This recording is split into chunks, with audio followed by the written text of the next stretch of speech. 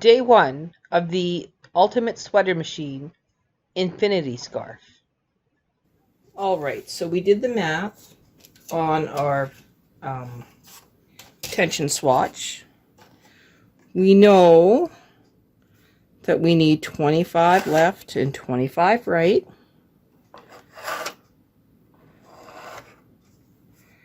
I have kept the markings that we did for our tension swatch.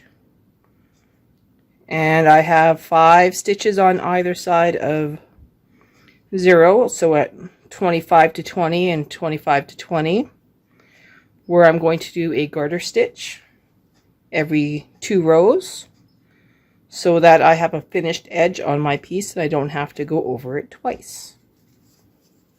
I'm now going to put the cast on comb on.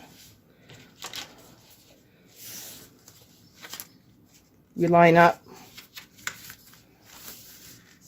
this dot at center,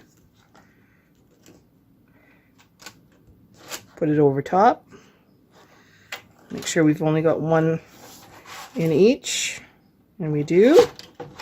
Got to open up all of the needles here.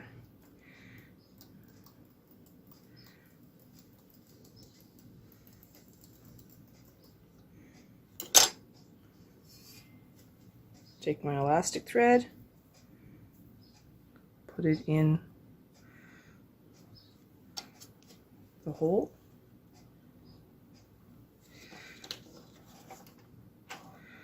Over.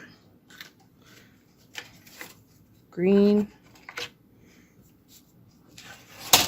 Green.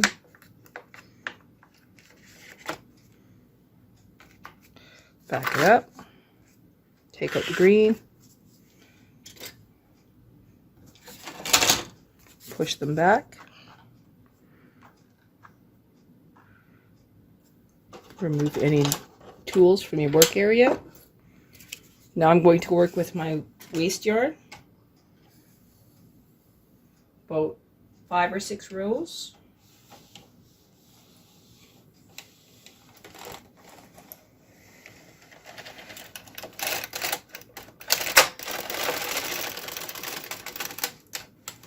I moved my row counter. That seems to have stopped that catching, or it could be related to the center seam. Could have been bumped up.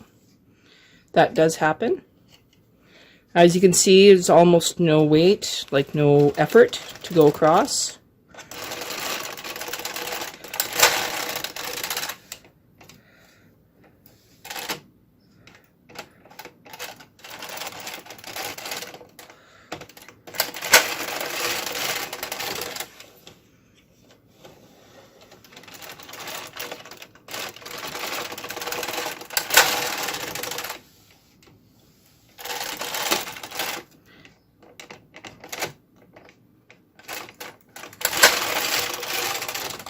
According to our measurements, I need 50 stitches and 514 rows based on key plate 2 and the Caron Skinny cake. I have picked a really cool color for the Caron Skinny cake. It's a lot more mild than I usually use, so let's hope that this works very well. I'm going to cut my waste yarn, and then I'm going to E-wrap the Caron Skinny cake.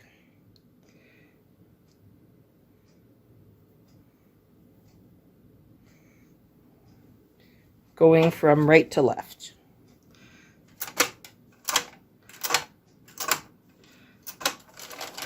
I prefer to lock in my E-wrap. If that's not something you were ever taught to do, try it. You might like it better.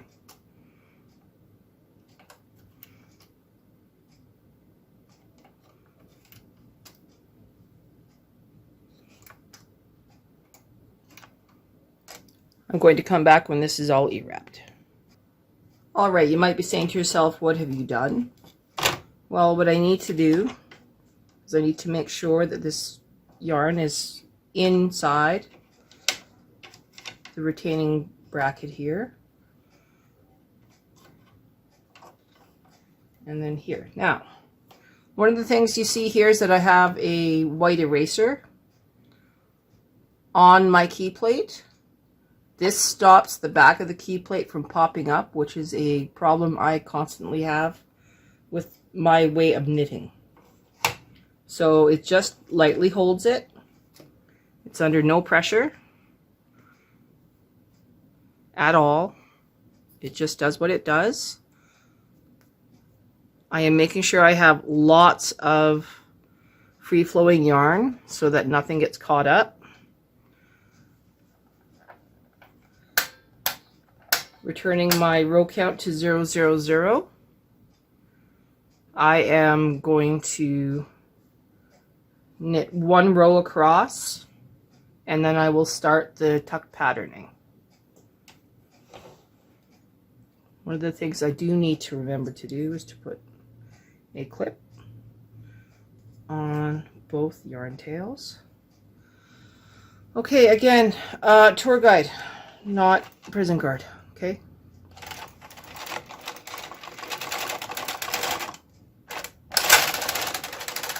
You can hear a big difference over what we had during the tension swatch. Okay, so I need to do blue. 1, 2, 3, 4, 5. I'm going to knit 2 rows, and then I will be reforming the last 5 stitches on either side into purl. So I'll show you how I do that.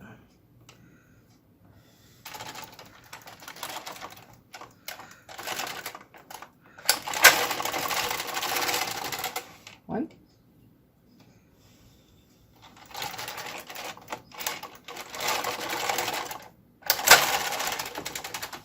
You can hear that there's no resistance now.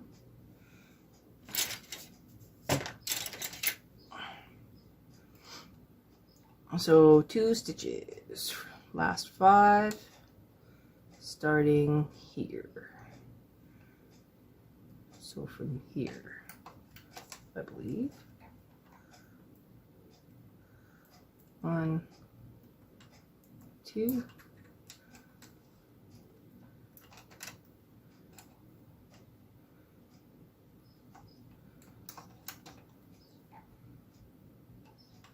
One, two.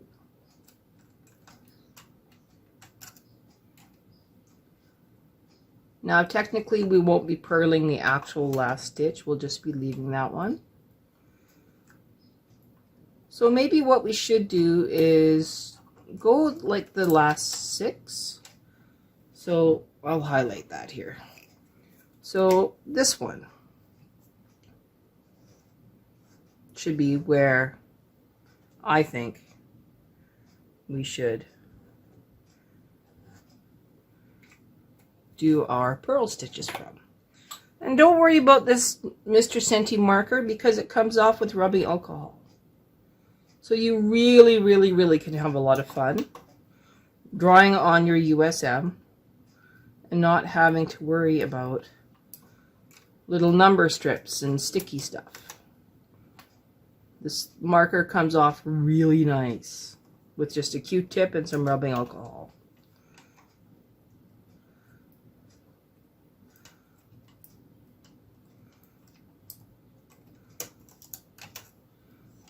Okay, that looks really nice to me. So again, into the third one.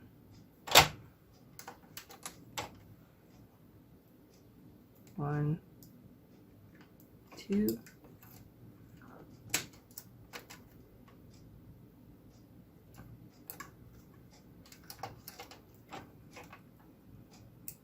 One, 2.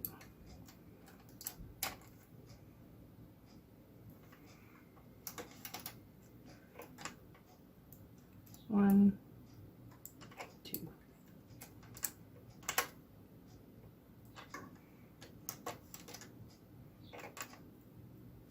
One, 2.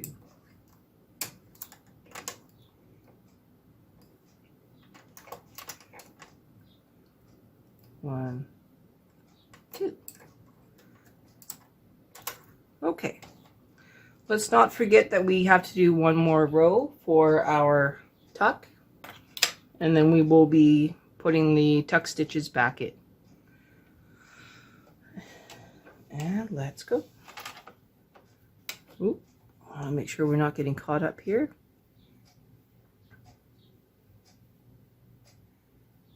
Make sure it's nice and loose. Again, tour guide. Stop 2. Pushing those back. You can hear my designing it, making sure that it's a good little babysitter and telling me what to do. I call her the boss. Chain 2.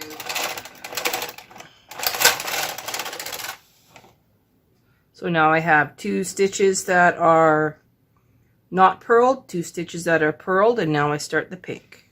Got a little bit ahead of myself and I fixed it. So pink out. I'm going to knit 2 rows and then I will reform the edge stitches.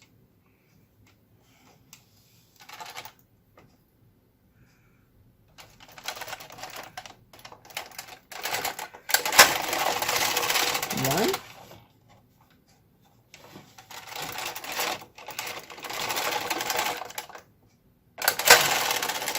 2. Okay, reforming those edge stitches again.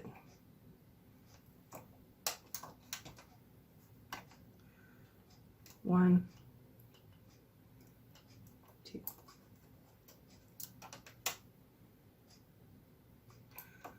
I don't really think you want to sit here for 514 rows.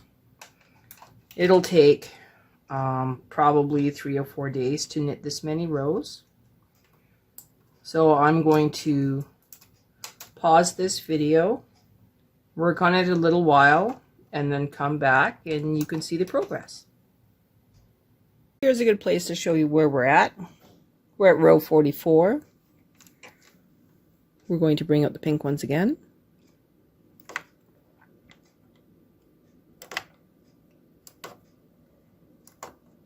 I'm going to knit across twice.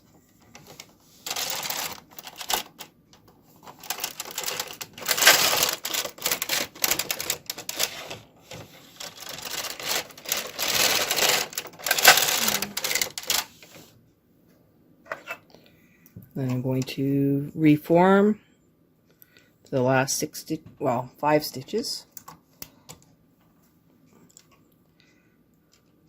into purl stitches.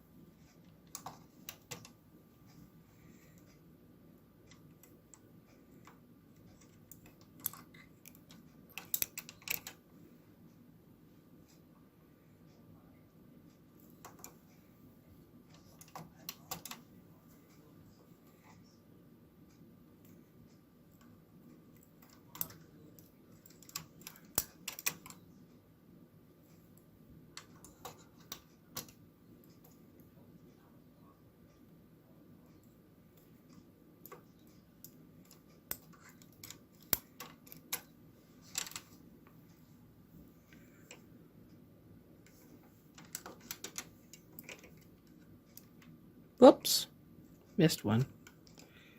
Hang on.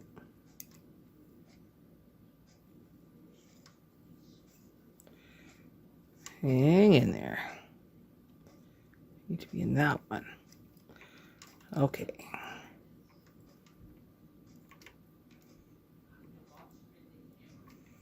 One, 2.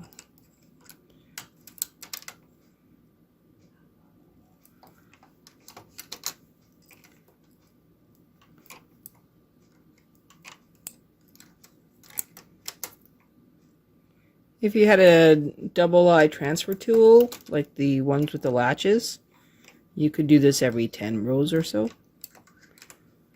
But because I just have a single one up here today, we're just going to do it old school.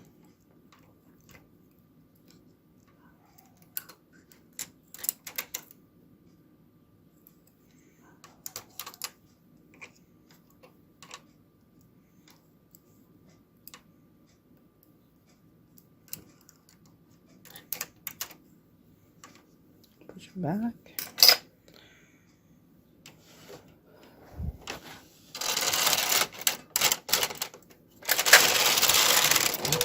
Stop 2. Just get pushed back.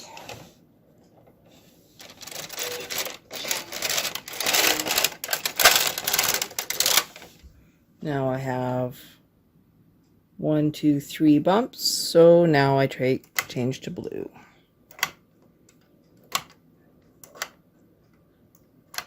Now I knit 2 rows, and then we'll continue. Here we are at row 82. Same maneuver. After the first 2 rows, reform the edge stitches, knit 1 more row, and then push the tuck stitches back in and knit across.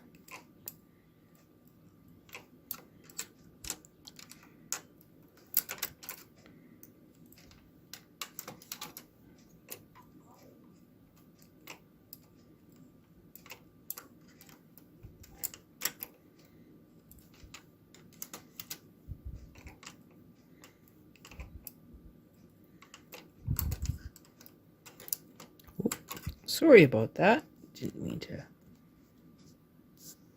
play with my camera there. My bad.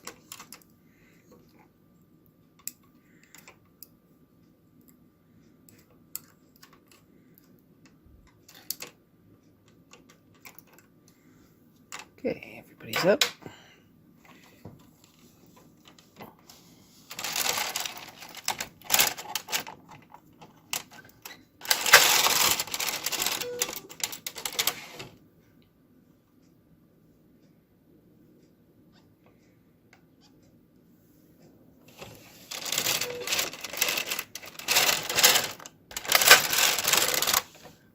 There you go. Now we are at row 84. Okay, I'm probably going to end this for the day right away here. This is where I start pink. I'm just over 100 rows in.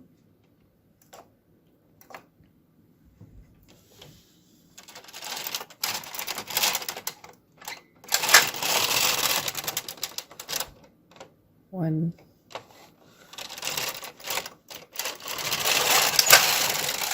two, and same as before.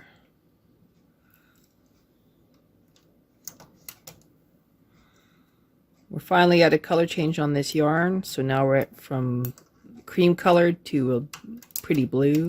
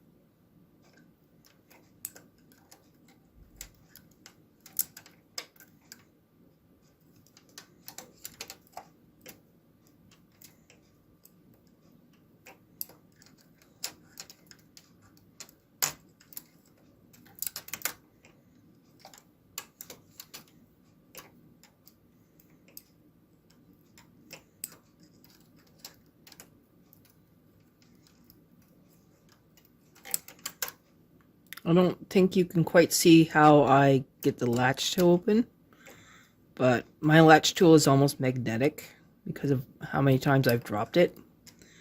So every now and then it'll actually pick up the latch for me and open it up.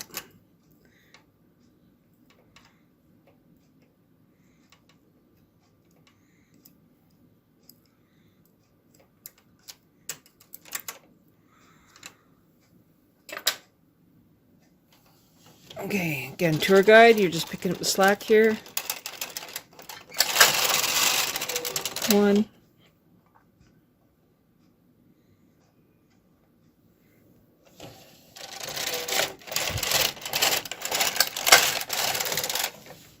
And there you go. I'm going to take a supper break and then I'll come back to this a little bit later. This brings us to the end of day 1, day 2 in the next video.